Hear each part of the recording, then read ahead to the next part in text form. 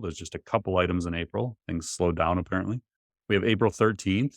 Amazon announces generative AI in AWS. Interesting thing here is, what does Amazon do? They're the everything store. So they decided, let's be the everything store for language models. So they partnered up with a number of language model companies, including AI 21 Labs, Anthropic, who we talked about earlier, Stability AI, who we talked about earlier. I don't think Cohere's in there, but at least at the time of the announcement, it wasn't. And then they also announced their own foundational model called Titan. So their premise is, rather than going to Microsoft and getting Microsoft/OpenAI, you could come to Amazon and you can kind of build a symphony of language models based on whatever your needs are, what industry you're in. So it's an interesting play. I haven't heard honestly too much about it since that time, but that was their first foray into, making a major play. Now, obviously, Amazon AWS is like the dominant player in the cloud, and they have like dozens of pre-trained models. Again, if you read our book, chapter 1, we talk about the significance of Amazon in this space and the play they've made to have all these pre-trained models.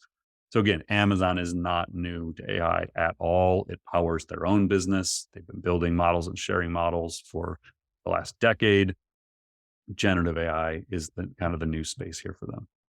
Then on April 23rd, April 19th, number 23 on our list, I published something where I said how AI could impact millions of knowledge workers in the next 1 to 2 years.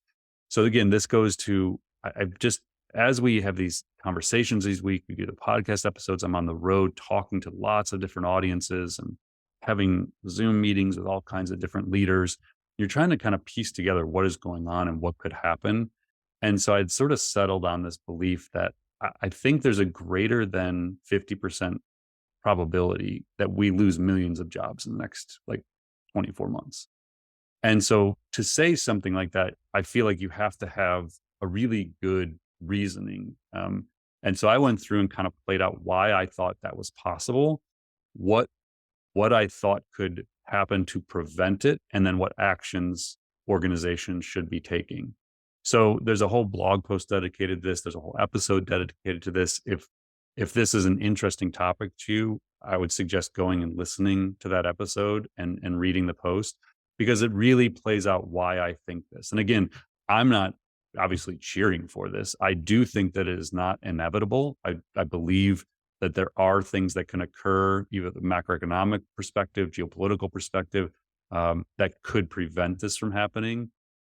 But I think there is a high probability that these jobs could not only be impacted in changing the way they work, but that they even are needed.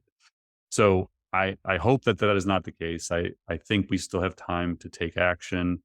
But really what it comes down to is each individual organization committing to that human-centered approach to the adoption of this technology. So go check that out. It was an important moment for me because it just helped me sort of center around what I thought the future could look like.